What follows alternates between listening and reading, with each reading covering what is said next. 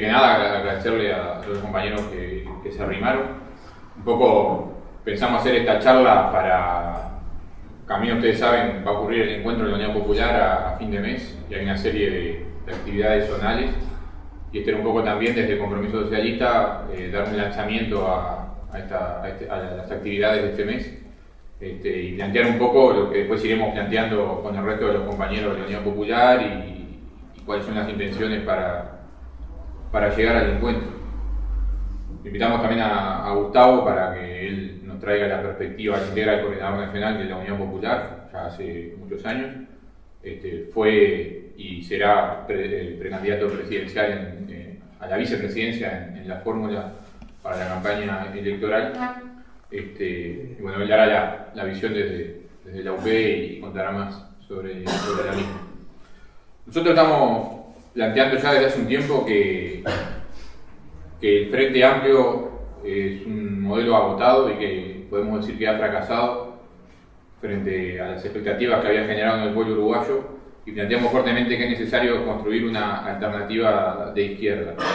Entonces un poco la charla, lo que pensaba hacer era plantear por qué decimos estas dos cosas. El Frente Amplio fracasó y por qué decimos que es necesario construir una alternativa de izquierda. El modelo del Frente Amplio, teniendo en cuenta que es una fuerza política que llegó al gobierno en las elecciones del 2004 con un enorme apoyo popular, construido al calor de las luchas populares, de la resistencia primero a la dictadura, después a las políticas neoliberales de los 90, y que cuando asumió en aquel primer año tenía condiciones para implementar todos los cambios con la radicalidad que hubieras querido desde el principio. O sea, tenía el apoyo popular para ir a fondo en todo lo que era el programa que históricamente la izquierda había levantado. Sin embargo, después terminó gobernando con una orientación económica que se basa sobre todo en un aparato legal, en normas jurídicas, todas heredadas de los 80 y de los 90. Me estoy refiriendo a la ley de puertos, a la ley de zona franca, a la ley de deforestación, la ley de ASAFAPS, ninguna de ellas modificadas y además sin poder definir la excusa de que era una herencia que no podían cambiar porque tuvieron y tienen desde hace 13 años mayorías parlamentarias plenas para cambiar las leyes que hubieran querido. Por lo tanto, no vale la excusa de que tuvieron que aplicar tal o cual ley o tal o cual modelo porque no había más remedio. Y a su vez, tienen dos leyes más que profundizan el modelo, que son la Ley de Participación Público-Privada, que no es otra cosa que entregar soberanía nacional y patrimonio público a capitales privados, y la que está en boga ahora, aprobada hace muy poco, la Ley de Riego. Todas propuestas que hubo aprobadas en el Parlamento con las mayorías del Frente Amplio. ¿En qué se basa el rumbo económico? Primero, en insertar al Uruguay acorde a las necesidades del capital internacional, a adaptarse a lo que las multinacionales demandan.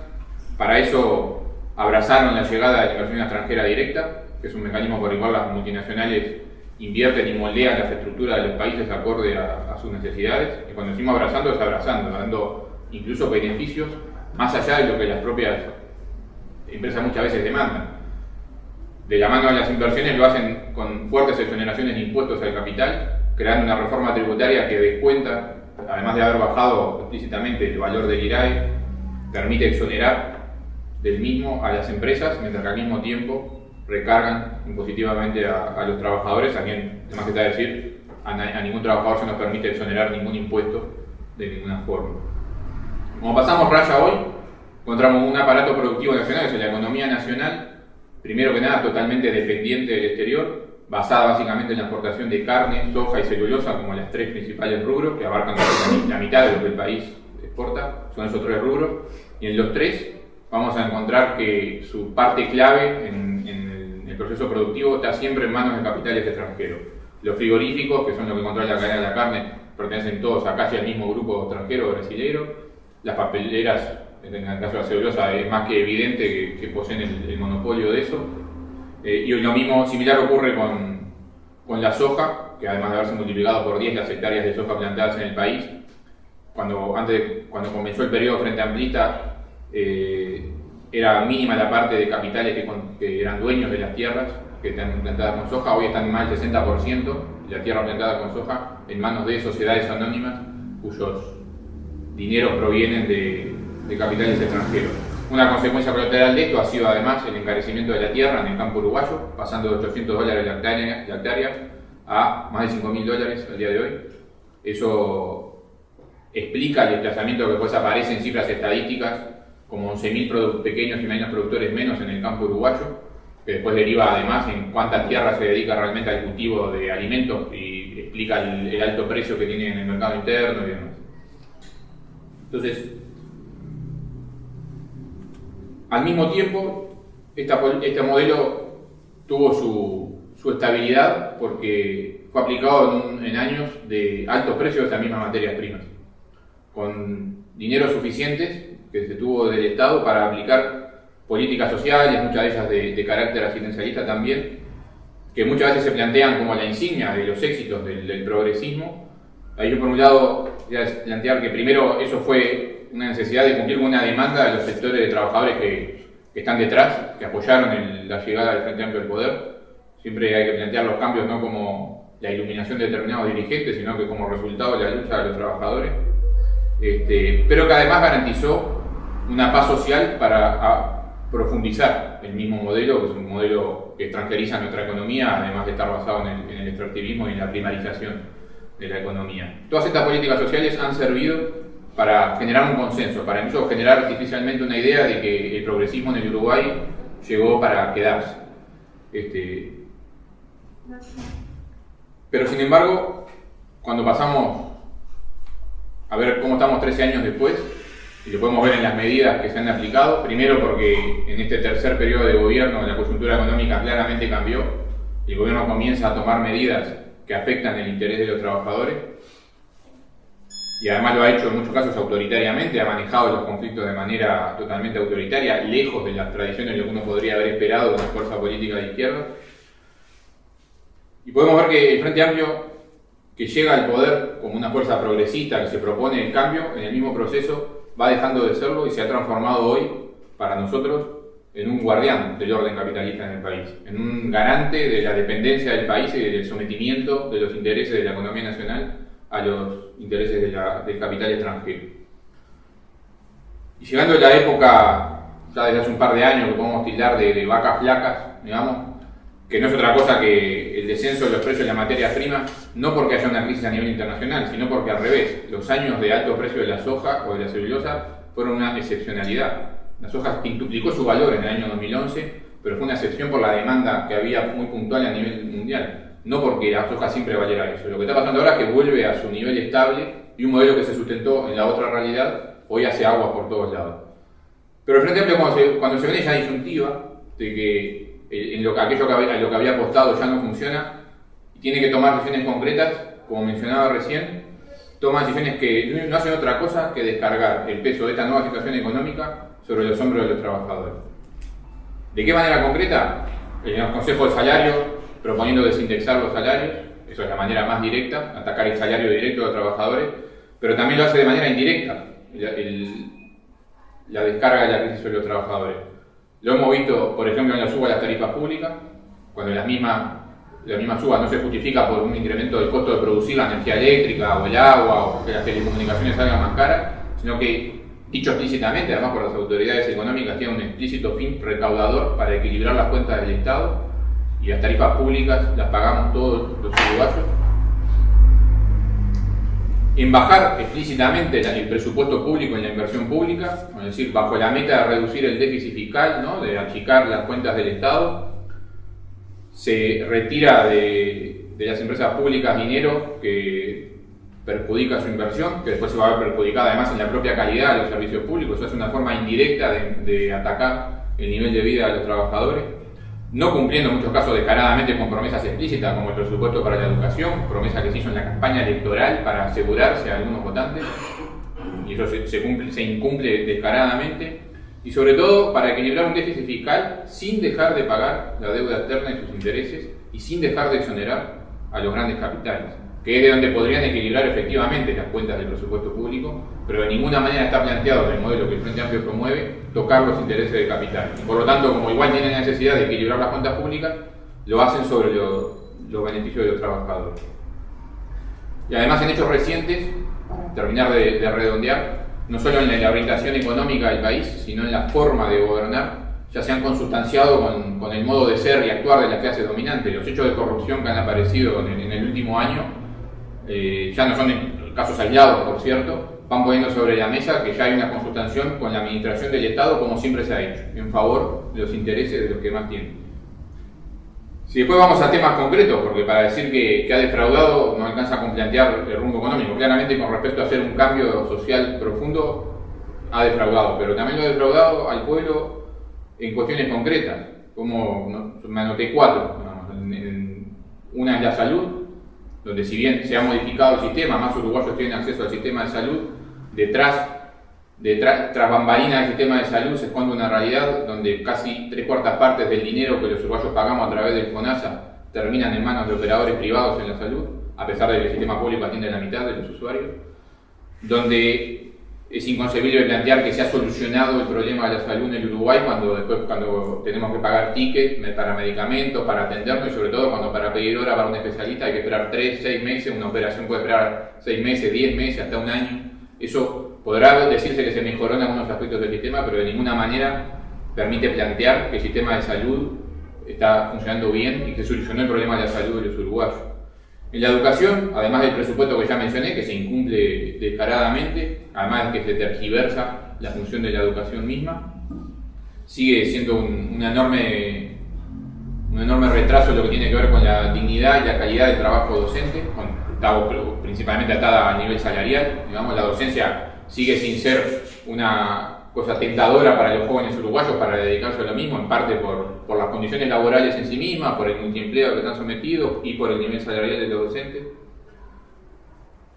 Y además, porque el modelo extractivista que se propone en una economía de productos muy primarios, de fondo no requiere en la cabeza de las autoridades económicas mucha más inversión en educación que la que el país ya tiene.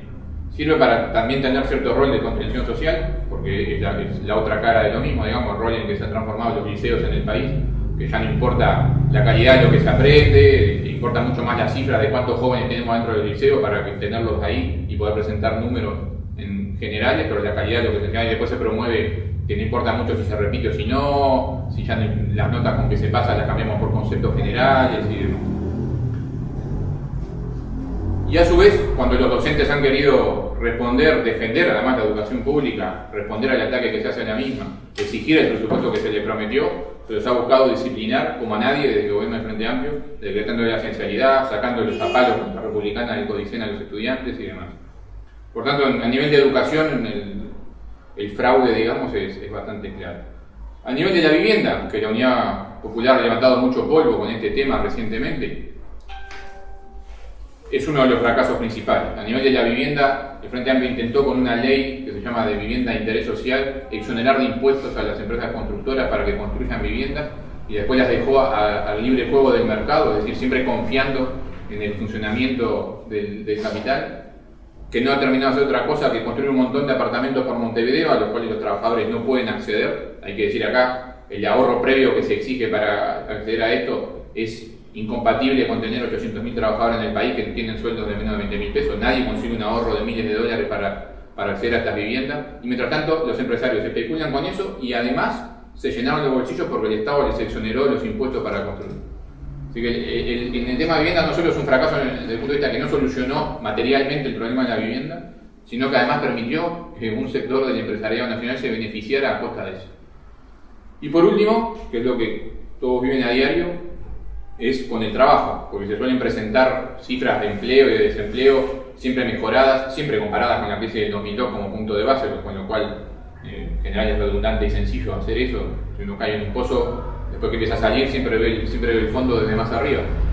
Pero a su vez, más allá de esas cifras, hay dos elementos a señalar. Uno es la calidad del empleo, la calidad del trabajo real que el modelo genera, ¿no? Donde para la mayoría de los jóvenes sin formación, que por cierto son la mayoría, porque menos del 10% de los jóvenes accede realmente a estudios terciarios y los terminan, para todo ese resto, el trabajo al que pueden aspirar son en general trabajos precarios, flexibles en empresas que son tercerizadas de otras, terminan siendo para empleos como limpieza, mantenimiento de edilicios, seguridad. Ese es el trabajo. Yo le voy a robar a Gustavo una frase que suele usar, digamos, que los jóvenes terminan haciendo fila para empleos que ya están odiando tener desde antes de conseguir, y que por cierto la cifra del desempleo en la franja etaria de la juventud es mucho más elevada que la cifra nacional. Pero más allá de las cosas concretas que yo mencionaba, ya voy a ir redondeando, el fracaso principal desde el punto de vista político del Frente Amplio es de haber fracasado como camino para el cambio social, como ser una opción de fondo para los problemas que los trabajadores tienen en el país, que tenían en el 2004 y que siguen teniendo hoy. Decía, han defraudado desde el punto de vista de ser una opción política de cambio para los trabajadores y para el pueblo en general. Sobre todo, los hechos muestran que el Frente Amplio no es de ninguna manera el rumbo para lograr la justicia social. No lo es, por cierto, para terminar con la dependencia del país con respecto a los centros de poder mundial.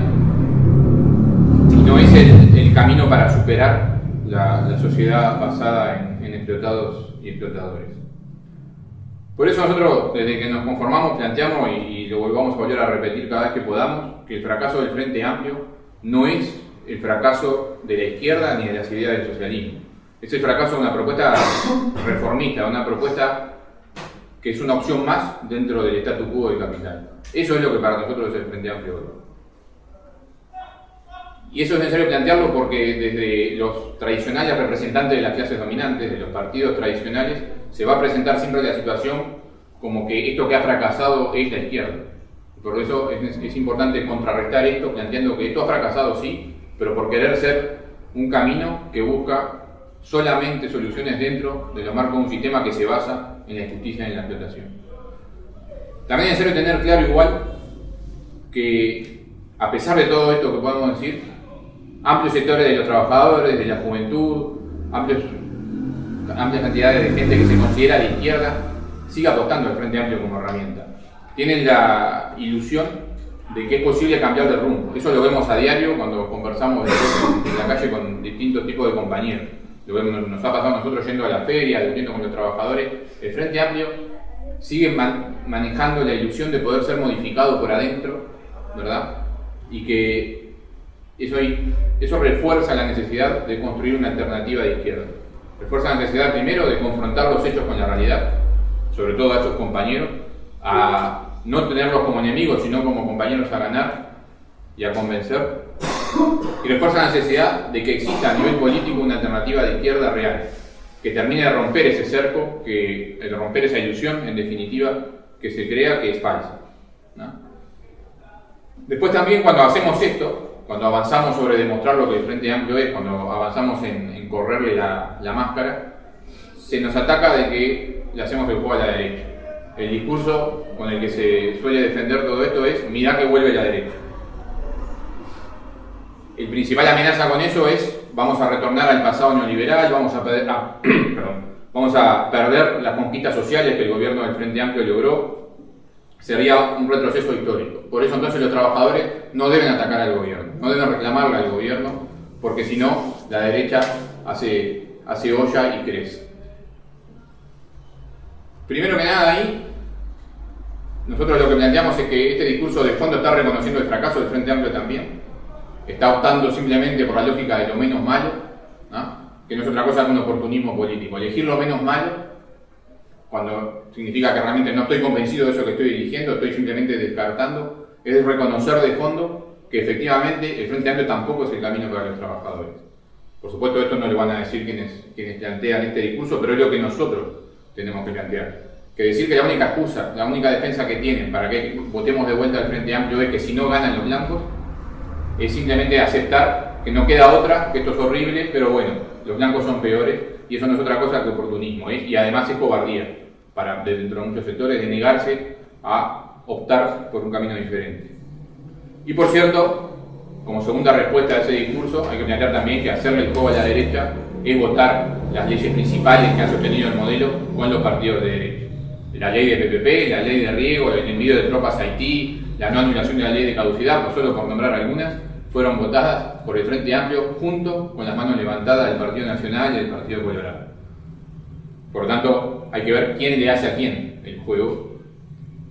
Y además, porque la historia demuestra también que justamente generar falsas ilusiones en el pueblo, de movilizarlo para que no pelee por sus derechos, es lo que termina hoy y siempre en la historia, y hoy también no solo en Uruguay sino en nuestra región, abriendo las puertas a gobiernos que efectivamente son más reaccionarios y más débiles, pero que la culpa de que lleguen los mismos no recae sobre quienes demandan por los intereses de la izquierda y de los trabajadores, sino de quienes sembraron la falsa ilusión, desmovilizaron al pueblo, generan apatía y descreimiento en la población, en las herramientas políticas, que le hacen mucho más sencillo después, como podemos ver el caso de Macri en Argentina, acceder a los gobiernos después. Para nosotros, planteamos fuertemente que todo el que considere de izquierda tiene que estar siempre consustanciado y a la cabeza de las luchas populares, sea contra quien sea y sea del color que sea el gobierno de turno. Lo primero son los intereses de los trabajadores y las históricas banderas del movimiento obrero. Eso es nuestro norte, digamos. Por eso tomamos la decisión que tomamos de formar Compromiso Socialista el año pasado, de plantearnos fuertemente la necesidad de construir una herramienta política de izquierda. Creemos a su vez que la unidad popular es el espacio donde fraternal y unitariamente podemos construir junto a otros compañeros esa alternativa que tenga como objetivo realmente un gobierno popular que defienda las banderas que la izquierda siempre defendió y que se plantea ante cada disyuntiva los intereses de los trabajadores y del pueblo. Entramos este año, ya vamos a entrar, o ya se ha entrado, seguramente a medida que avance y incluso cuando termine el Mundial esto va a ser de lleno, en una etapa que ya es electoral. Más allá que las elecciones sean el año que viene, el ambiente en la población es de competencia electoral. Por lo tanto, estas cosas hay que decirlas y plantearlas. Y a su vez hay que no tener ningún prurito en decir que queremos que, como militantes de la Unidad Popular, que voten a la Unidad Popular. Queremos que nos voten. No porque creamos en el voto como solución máxima, sino al revés. El voto para nosotros es aquello mínimo que un ciudadano puede aportar a una herramienta política. Y por lo tanto tenemos que pedirlo explícitamente.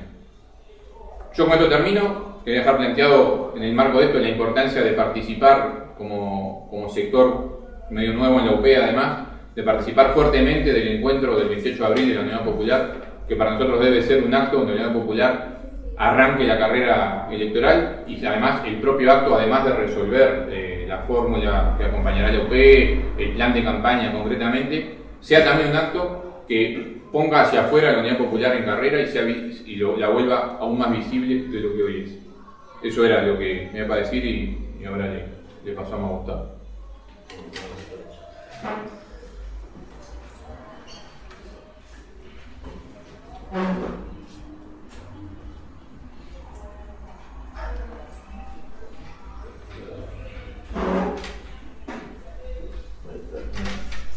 Buenas noches, compañeros y compañeras.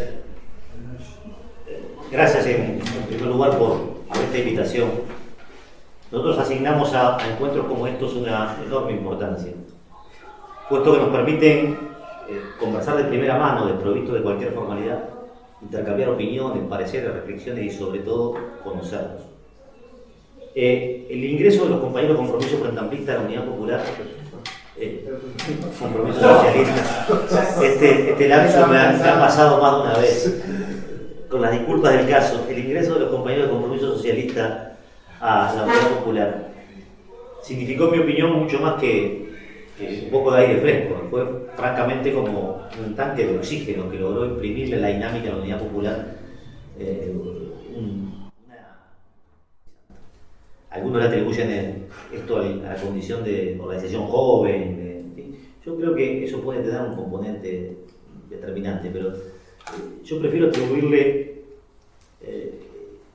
esta condición a su claridad desde el punto de vista del anclaje de clase, del análisis, de la solidez de su basamento ideológico y del compromiso que han asumido en las tareas en esta etapa. Yo quiero estructurar una breve intervención a partir de una de las tesis que planteaba aquí Federico, una intervención que me cuesta no redundar porque ha sido muy ordenado y claro en el planteo. Pero acerca de esta idea de la necesidad de reconstruir la alternativa de izquierda en Uruguay. Alguien podría preguntarse, en aras de mayor precisión, ¿qué cosa es ser de izquierda hoy en Uruguay? Y entre muchas definiciones nosotros podríamos elegir una muy básica y podríamos decir ser de izquierda hoy es pensar el mundo y la vida desde el punto de vista de los trabajadores y el campo popular. Parece de todo punto de vista evidente que este gobierno no piensa el mundo ni la vida desde el punto de vista de los trabajadores, y es preciso ofrecer sustento a esta afirmación. Llevamos 13 años de gobierno del Frente Amplio.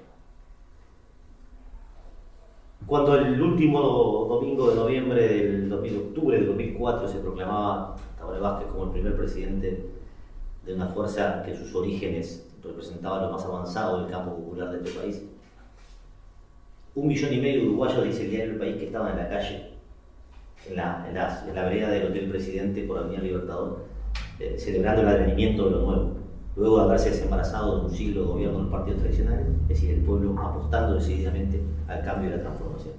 Yo por entonces vivía en el Cerro, en Montevideo, en una cooperativa de vivienda, y esa noche yo ya estaba bastante crítico, naturalmente, con el Frente Amplio, en fin, pero bueno, los vecinos nos reconocían así en la cooperativa como parte de un movimiento genuino de lucha, en fin, y era imposible quedarse en casa, ¿no? Había que salir a ver aquello.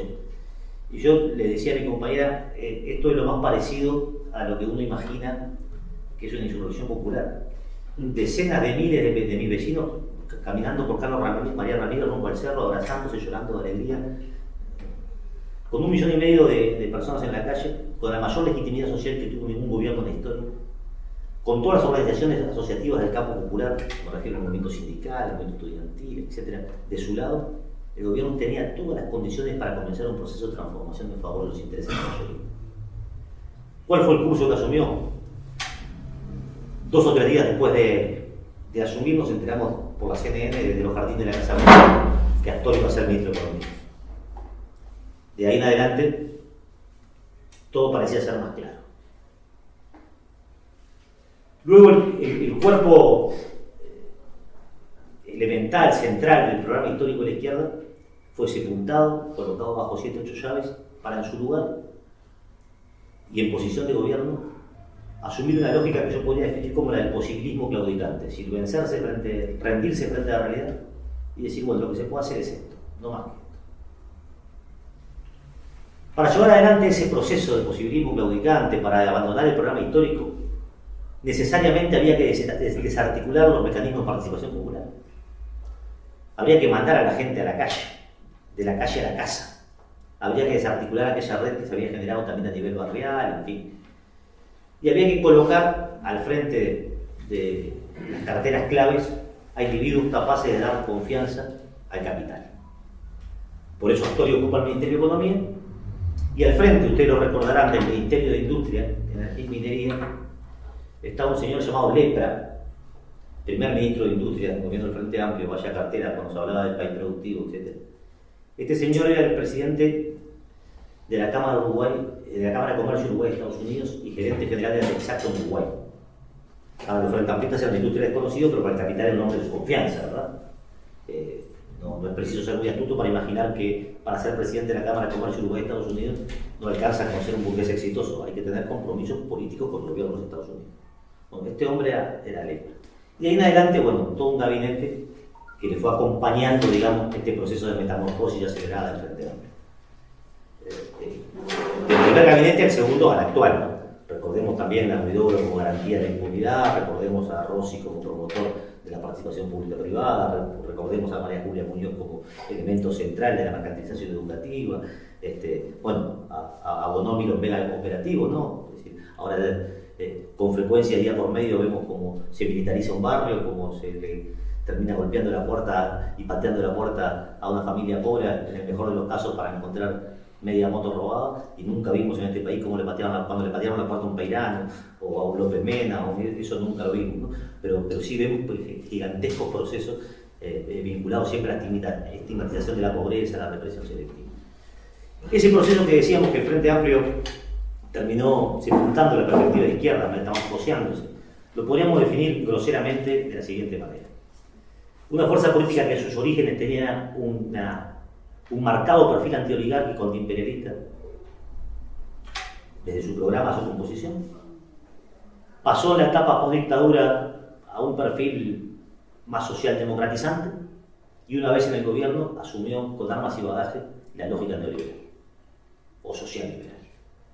Es decir, la aplicación a rajatabla de los lineamientos de los organismos financieros internacionales, una política económica marcadamente al servicio del capital y en contrapartida alguna serie de mecanismos o acciones asistencialistas de contención social o de un drenaje marginal de esa riqueza generada a partir del aumento exponencial de los commodities, de la materia prima que Uruguay exporta. Ese ha sido más o menos el cuadro general, que como acá se reseñaba, se sustenta en términos jurídicos en la ley de inversión, en la ley de puertos, en fin, ¿no? En el cuerpo jurídico que tiene su origen en la década del 90, en el huracán neoliberal que devastó el Uruguay. Federico hacía referencia también a 4 o 5 puntos que yo considero centrales, porque si nosotros decimos que intentamos, por lo menos desde nuestra perspectiva, representar en la acción y en pensamiento el punto de vista de los trabajadores, y de ese lugar pensamos. Podríamos pensar también cuáles son los 4 o 5 elementos en los que se resume la vida cotidiana de un trabajador en Uruguay. De esos 800.000 trabajadores, que son la mitad de la población económicamente activa de este país, que ganan menos de 20.000 pesos. ¿Cuáles serían sus preocupaciones centrales de la vida cotidiana? Y se resumen en lo que acá se planteó: salud, trabajo, educación y vivienda. Deberíamos agregar recreación y cultura, en fin, pero básicamente salud, trabajo, educación y vivienda constituyen el núcleo central de las preocupaciones de los trabajadores y de cualquiera de nosotros. Si la repasamos como se hizo acá fugazmente, y para apenas complementar algunas cosas que se dijeron, ¿qué dijo la izquierda durante un siglo de elaboración programática en materia de salud? Defendió un sistema nacional, estatal y público que garantizara derechos iguales, que universalizara la atención, que colocara los avances de la ciencia al servicio del conjunto de la población. En última instancia, que vivir más o vivir menos no dependiera del tamaño de tu billetera, tu cuenta bancaria. ¿Qué hizo la izquierda en materia de salud en posición de gobierno? Desarrolló el FONASA, que en mi opinión es algo así como el salvataje del empresariado médico. Es decir, es un volumen extraordinario de dinero de los bolsillos de los trabajadores a manos del sector privado. Es cierto que cientos de trabajadores han ingresado al sistema mutual a partir de esta reforma a la salud, objetivamente. Igual el objetivo es que para la inmensa mayoría de esos trabajadores tienen un derecho virtual. Es decir, usted tiene mutualista, pero si no tiene 1.000 pesos en el bolsillo no pasa por la puerta del mutualista. Apenas para ver un médico, sacarnos plata. Ahora paga igual. Y además paga igual. Entonces, eso es, en última instancia, ha contribuido a polarizar aún más la salud de los ricos respecto a la salud de los pobres. Y eso se ve hoy muy marcadamente, incluso en los elementos que han aparecido ahora en la investigadora sobre lo de ACE, ¿no? Es decir, la polarización en relación a la prestación de salud entre los distintos sectores de la población es terrible, francamente terrible. En materia de educación, yo creo que hay un elemento aún más preocupante que el problema del presupuesto, ¿no? Que ya lo es en sí mismo preocupante y que además han incumplido sistemáticamente y de forma contumaz con su promesa del 6% del PIB para la educación. Yo creo que hay un elemento aún más preocupante y es la qué concepción educativa se está planteando. Acá estuvo esto manejado. Yo creo que se está vaciando material y conceptualmente la enseñanza pública. Y sobre la ruina de la enseñanza pública se construyen lujosos centros de enseñanza privada donde los hijos trabajadores no pueden ir. Se está intentando educar a nuestros gurises para que sean mano de obra barata del mercado de los servicios. Esto no es una afirmación caprichosa. Se acaba de firmar un convenio con UPM en donde la currículum de la UPU la van a definir a partir de los intereses de UPM. Es decir, si UPM precisa soldadores, le formamos soldadores. Cuando nosotros defendimos durante toda la vida una educación al servicio de la libertad, una educación que ayudara a que el individuo comprendiera qué lugar ocupa en la sociedad y los mecanismos de su transformación, cuando defendimos un carácter universal de la educación en el sentido de la amplitud conceptual, de la multimateria, etc., bueno, ahora se va a formar para eso. Y ya se está formando para eso. Para ese tipo de trabajo que hizo el presidente. Esto es un elemento muy importante para discutir qué se ha hecho con el proceso educativo. Además de reprimir docentes, además de estigmatizar docentes. ¿Ustedes recuerdan cuántas veces Mujica se refirió a los maestros diciendo que dejaban tirados a los niños, que no sé cuánto, y a los docentes? Yo digo esto, no quiero anecdotizar la intervención, pero quien en este país se meta con el magisterio no es cualquier cosa, ¿no? Yo digo, si todavía hay educación pública en este país, es por el esfuerzo extraordinario y vocacional que hacen las maestras, las condiciones en las que tienen que desarrollar su tarea, para que se las insulte así gratuitamente, ¿no? Otra vez vamos a la contraposición. Al mismo tiempo que en el CONRA se le dice a los empresarios: inviertan aquí tranquilos, que no le cobramos impuestos, que hay un movimiento sindical dócil, etcétera, etcétera, ¿no? A los trabajadores se los responde con esencialidad, con paro, con estigmatización, comprobando en última instancia también cuál es la esencia última de este gobierno. En materia de trabajo, acá se señaló lo de la calidad del trabajo, lo del nivel de ingresos de amplios sectores de la población, lo de una perspectiva de crecimiento económico sin crecimiento del empleo. Los últimos datos son muy significativos al respecto, ¿no? Crecen actividades de poca ocupación, crecen actividades que contribuyen a primarizar la economía, y en áreas claves que explican que el Uruguay en sí mismo se produce un proceso de pérdida de soberanía. Cuando uno dice pérdida de soberanía, dice desnacionalización, es decir, pérdida de control real, no solo sobre el recurso, sino sobre el territorio. ¿Qué quiero decir con esto? Por ejemplo, ¿cuál es la industria madre del Uruguay? La industria frigorífica. O sea, ¿cómo se explica el Uruguay? Se explica a partir de la tierra, la vaca y el puerto. Bueno, ¿qué ha pasado con la tierra? El proceso de transgenización más importante en la historia del país. La mitad del territorio nacional en manos de capitales extranjeros.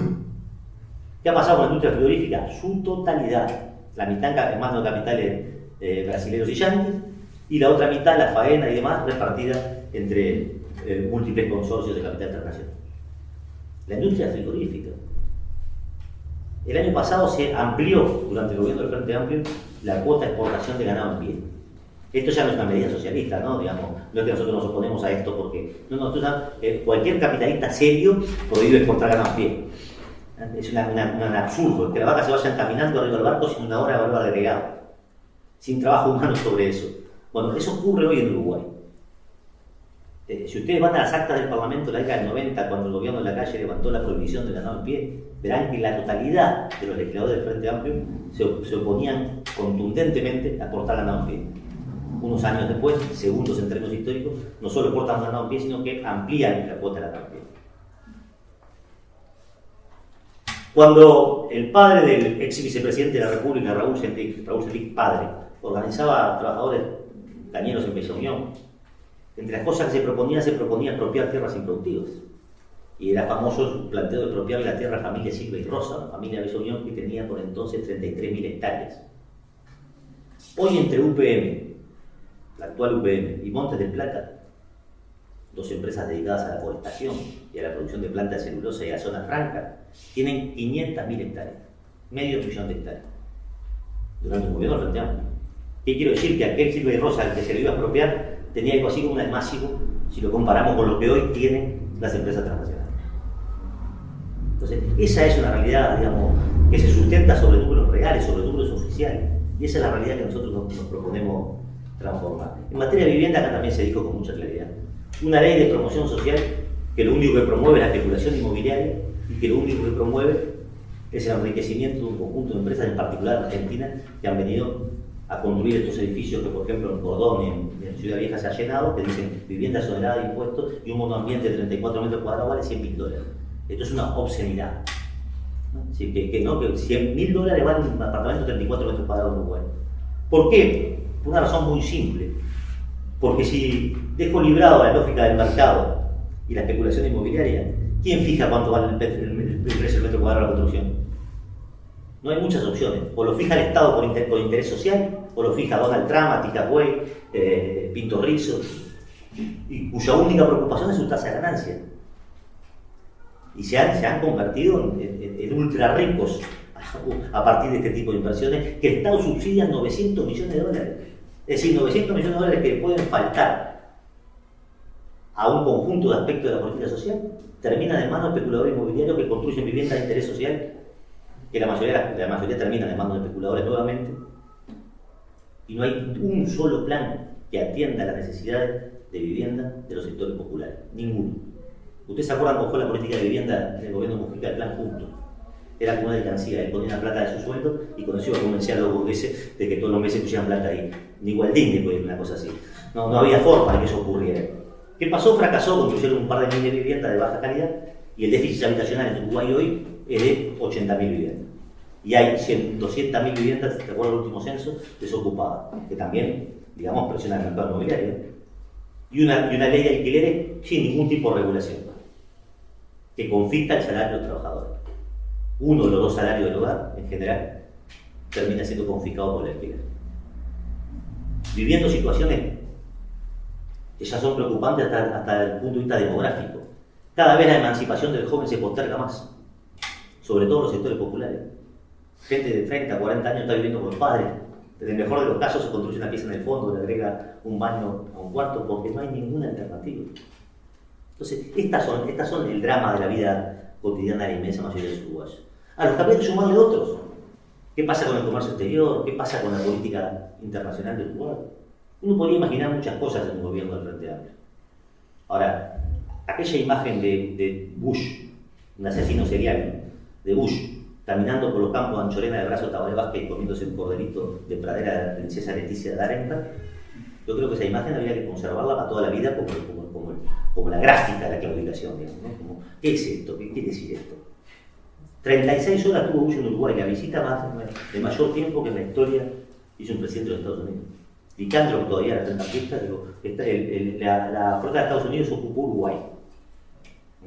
No nosotros, ¿no? Licandro, que además venía del ejército y que por lo menos tenía dignidad para mantener su carácter imperialista frente a una afrenta a esa naturaleza. La deuda externa, 19.000 millones era cuando asumió el Frente Amplio, 56.000 millones es hoy. Pago por vía de intereses de 2.000 millones este año, 2.000 millones de dólares. A mí me cuesta pensar que el lugar ocupa del espacio de 2.000 millones de dólares. Una cosa. Pero, ¿qué deberíamos preguntarnos nosotros? ¿Cuántas Fripur se abren con 2.000 millones de dólares? ¿Cuántas salidas en la calle del desierto? ¿Cuántos frigoríficos nacionales, que todavía hay un muro por ahí que pinta con un sector del Frente Amplio llamado frigorífico nacional? ¿Cuántas fuentes de trabajo reales, genuinas, productivas y de desarrollo se pueden generar con ese dinero? Bueno, eso va a parar a la deuda externa. Entonces ahora, y comienzo a concluir, se nos va a decir, bueno, pero entonces está muy bien ese diagnóstico, pero ¿y ustedes qué harían con la deuda externa? Y nosotros diríamos muy simplemente, porque muchas veces nos dicen, ¿y entonces cómo van a hacer? ¿Qué hay que hacer? Yo digo, mira, lo primero que hay que hacer es dejar de hacer lo que se está haciendo. Eso es lo primero que hay que hacer. Y en materia de deuda externa, elemento determinante para pensar cualquier proceso de desarrollo en Uruguay, hay que proceder a una auditoría rigurosa, minuciosa, con precisión de cirujano, al término de la cual seguramente comprobemos que pagamos 5 veces. Pero si al término de la cual nosotros nos damos cuenta que algún peso debemos todavía, también hay un elemento que es de dignidad nacional. ¿Qué es lo que le pasa a cualquiera de nosotros cuando tiene problemas serios en su casa? Prioridades a atender, cuando digo prioridades me refiero a la salud de sus hijos, a la cuestión edilicia, a la alimentación, ¿no? y tiene un acreedor que lo presiona. Entonces, ¿qué haríamos nosotros en nuestra casa? Primero está mi juicio. Bueno, ¿y qué deberíamos hacer como país? Sentarnos y decir, miren señores, después de estudiar este asunto, hemos concluido que le debemos el 10% de lo que dicen, pero que le debemos. ¿Sabes qué vamos a hacer? Y con todo el mayor respeto del mundo, pero con el sentimiento de dignidad nacional. El día que los 3 millones de uruguayos coman 3 veces por día con postre y todo, me voy a sentar a conversar si les pago. Y esto no es ninguna radicalidad extraordinaria que nos va a generar un bloqueo acá y que no sé qué. Ya pasó en este continente. No con gobiernos como el que nosotros quisiéramos. Pero pasó con Correa, que produjo la deuda externa. Pasó en un momento con Perón.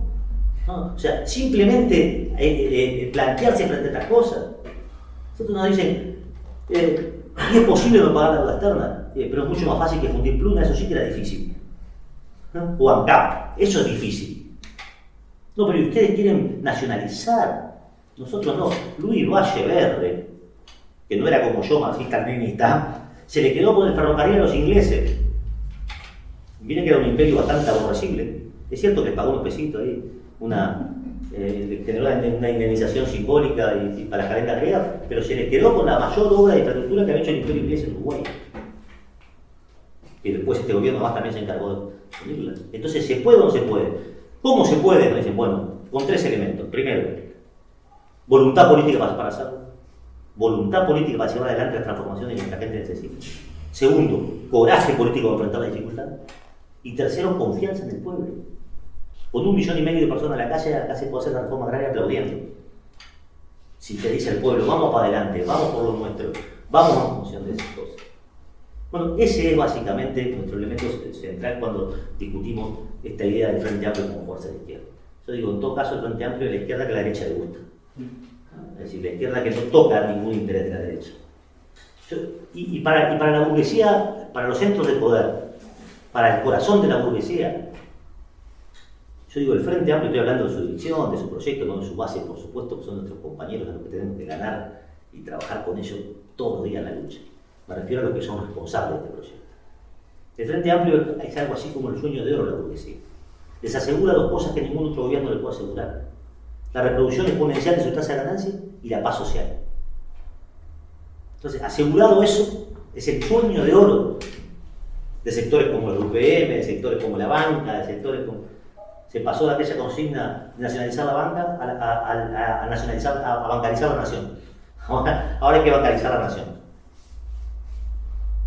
Entonces, sobre esa base, sobre esta idea de en qué se ha convertido el gobierno del Frente Amplio, en qué se ha metamorfoseado, qué representa desde el punto de vista de clase los intereses populares, lo que ocurre es que cientos de miles de uruguayos honestos siguen viendo en eso la única alternativa al cambio. Y ahí está el desafío nuestro en la construcción de alternativas. Ahí está el desafío de salir a ganar con un programa de cambio, de salir a enamorar, de salir a sumar gente para este proyecto. Esa es la tarea central de la etapa. Acumular fuerza para un proyecto de transformación y de cambio. No alcanza con tener el diagnóstico más lúcido y más preclaro si no somos capaces de colocar fila india atrás de nuestras ideas, si no somos capaces de movilizar miles de personas para luchar, si no somos capaces de ser parte de los procesos de lucha populares en cualquier instancia. De la reivindicación más mínima, más inmediata que se plantea el movimiento obrero, hasta la reivindicación más de fondo y de perspectiva socialista que también debemos levantar. Y ahí tenemos que enfrentar dos fenómenos. Uno que se señaló acá: bueno, no, pero si no vuelve la derecha, y nosotros decimos que la única forma que no vuelva a la derecha es construir izquierda. No hay otra forma que no vuelva a la derecha. Construir izquierda sólida, con raigambre de masa en el movimiento obrero popular.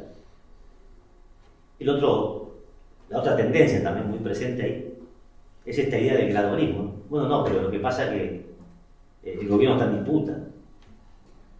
Escucharon esa tesis, ¿no? El gobierno está en disputa. Y sí, está en disputa entre el Fondo Monetario y el Banco Mundial, entre UPM y no sé quién se lo disputa, pero en el plano concreto, hasta hoy nadie disputó nada todavía, ¿no? Él tiene la conducción económica desde hace 13 años. La espada la tiene en la mano hace 13 años. Entonces, cuando se nos plantea el gobierno está en disputa, vamos de a poco. Hace unos días atrás tuve una discusión en torno a esto con un querido compañero que aún todavía milita en el Partido Comunista y que es parte de mi familia. Y me decía, no, pero ustedes están muy apurados. Yo coincido con lo que dicen ustedes, pero están muy apurados. Yo digo, mira, yo no tengo con este gobierno un problema de reloj, no es de tiempo, es otro instrumento, es de brújula. Mi problema con este gobierno no es de tiempo, es de brújula, y lo voy a graficar. Imagínense que nosotros decimos, hay que nacionalizar la industria frigorífica. Y viene este gobierno y dice, pero ustedes están muy apurados. Eso no, pero voy a reabrir un frigorífico nacional en el Cerro, le voy a dar trabajo a 2.000 tipos, voy a generar un corte de carne barata para el pueblo y voy a reactivar el mercado interno. Yo voy a decir, mira, es insuficiente, quiero más, pero debería reconocer por honestidad intelectual que eso sería una medida avanzada. Bueno, nada de eso, extranjería en el frigorífico. Supongamos que nosotros decimos, queremos una reforma agraria integral. Entonces nos dicen, no, mire, no, que están muy apurados. Pero voy a agarrar 200, 300, 400 mil hectáreas y la voy a poner al servicio de la producción nacional, de los jóvenes estudiantes, de los campesinos, un pedacito. Yo voy a decir, no me alcanza, pero una vez más debería reconocer, esto es una medida avanzada, rozar el capital por lo menos. No, liberalización completa de la tenencia de la tierra. Supongamos que yo estoy proponiendo no pagar nada, la deuda externa, no, mira, pero vamos a postergar el pago, vamos a pagar menos. Nosotros podríamos reconocer que no somos tuzos, no somos... Bueno, esto es avanzado. Bueno, vamos haciendo unos consejos de salario con pauta por arriba de la inflación, no por abajo de la inflación, como ahora. Entonces nosotros podríamos reconocer medidas avanzadas. Ahora, no las encontramos. No las encontramos ni en las materiales, las concretas, las estructurantes con la económica, ni tampoco en otras que son igualmente importantes para nosotros, que tienen que ver con la identidad simbólica de la izquierda. Nosotros venimos de una tradición que dejó para que en este país hoy hubiera por lo menos la posibilidad de hacer reuniones como esta, mucho más que palabras. Y entonces tampoco bancamos que 13 años después todavía haya violadores de derechos humanos, torturadores, asesinos, secuestradores de niños paseando los perros por la rambla de la Rambla. Y que nos digan no, porque la ley no sé qué. ¿No? Si hay otros elementos ahí en juego que también son importantes. Y no se ha dado una sola señal seria excepto construir una cárcel pipa y mismo arena para medio docena fascista. Entonces, hay elementos simbólicos también de reafirmación de la identidad izquierda, nosotros queremos levantar. Porque nosotros no queremos decir acá, no lo haríamos nunca y nos parece de mal gusto, que todos los compañeros que dejaron su vida luchando por otra cosa hoy estarían con nosotros, no queremos. Capaz que sí, capaz que no, capaz que algunos sí, capaz que algunos no. Ahora, lo que sí puedo decir con rigor es que nadie dio la vida para esto. Que nadie iba a dar la vida para ver a Bush del brazo de Tabaré, que nadie iba a dar la vida para ver la vida impunidad Gambata, que nadie iba a dar la vida para que le ofrecieran 15.000 pesos salario y ver cómo el capital se desarrollaba de esta manera. Porque también tenemos muy claro que digamos, no hay forma de resolver los problemas de la pobreza sin meterse con la riqueza.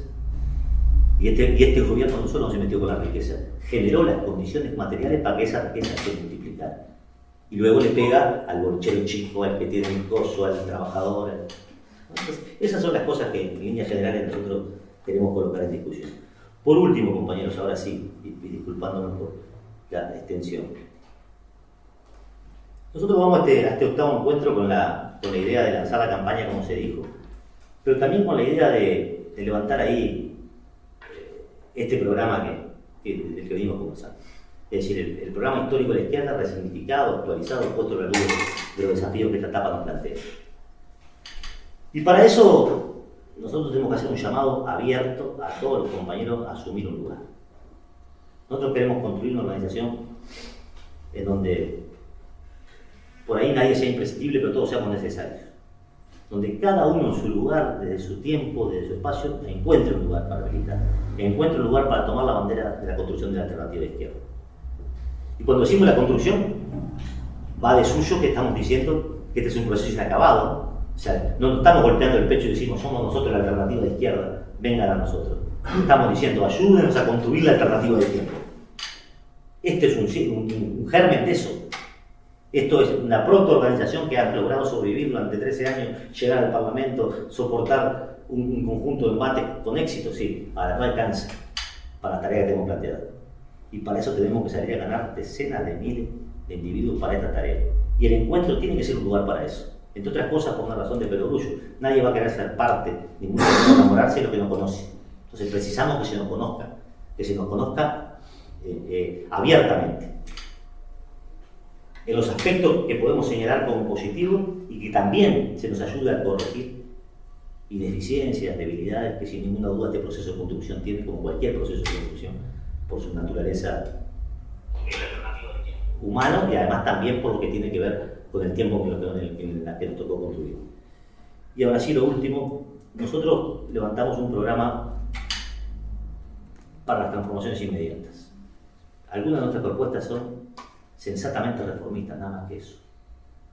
Ahora, no renunciamos, ni renunciaremos, ni podemos dejar de colocar en el debate que nosotros aspiramos a transformar esta realidad desde otro punto de vista. Entonces cuando se nos dice, ahora hay compañeros que están haciendo campaña para votar en blanco, y dicen, no, porque el voto no cambia nada. Yo digo, ¿qué descubrimiento teórico que hicieron? El chocolate por la noticia. La vida se cambia luchando. Ahora, nosotros votamos porque también creemos que desde esa trinchera se puede luchar. Porque no concebimos el Parlamento para hacer la orden izquierda de ahí. Lo concebimos el Parlamento para que se transforme en la tribuna en defensa de los intereses populares. Ahora, no renunciamos a la perspectiva que defendimos toda la vida. Porque en última instancia es en la lucha donde nosotros depositamos la confianza para transformar la nueva producción, la vida social y el conjunto de las cosas. Es decir, para que algún día la sociedad reparta el pan y las cosas desde un punto de vista racional, no alcanza solo con juntar votos, sino como organizar conciencia para una vida nueva, para un tiempo diferente. Yo he sido extenso y desordenado, me disculpo y me vuelvo a agradecer por la invitación. Vamos a ver.